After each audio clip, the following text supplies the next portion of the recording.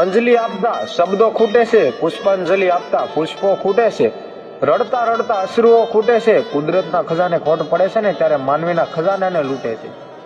અમરેલી જિલ્લાના લાઠી તાલુકાના ધામેલ ગામથી રાહુલભાઈ તેમના સ્વર્ગસ્થ કાકા બાવસનભાઈને યાદ કરાવે છે. તેમના મમ્મી ગગુબેન કહે છે કે તું આજે મારી આંખોથી દૂર છે, પણ મારા શ્વાસોમાં હજી પણ તારો અહેસાસ જીવતો છે. દરેક સવાર તારા નામથી શરૂ થાય છે ને દરેક રાત તારી યાદમાં ભીંજાય છે. દીકરા, મારી આંખો તારી રાહ જોયા કરે છે, મારો આત્મા તને રોજ મળવા તરસે છે. મમ્મી રોજ તને બોલાવે છે, રડતા રડતા તારો ફોટો જુએ છે કે મારા દીકરા મને એકવાર તો મળી જા. પણ દીકરા, તું આજ અમને છોડીને ચાલ્યો ગયો. તેમના દીકરા કાનજીભાઈ કહે છે કે પપ્પા, તમે હતા ત્યારે મને દરેક મુશ્કેલી સરળ લાગતી. તમારો સાથ હૃદયને શક્તિ આપતો અને મારે કોઈ પણ જાતની ચિંતા નથી. જ્યાં સુધી પપ્પા સાથે હતા ને ત્યારે કોઈ કઠિનાઈ, કોઈ દુઃખનો અનુભવ નહોતો થતો. તેમનો સાથ મારે એક છત્રછાયા જેવો હતો. આજે પપ્પા, તમારા વિના દુનિયા ખાલી લાગે છે, પણ યાદો મને એ યાદ અપાવે છે કે તમે હતા ને ત્યારે હું ક્યારેય એકલો ન હતો. આજે હું હાવ નોંધારો બની ગયો છું.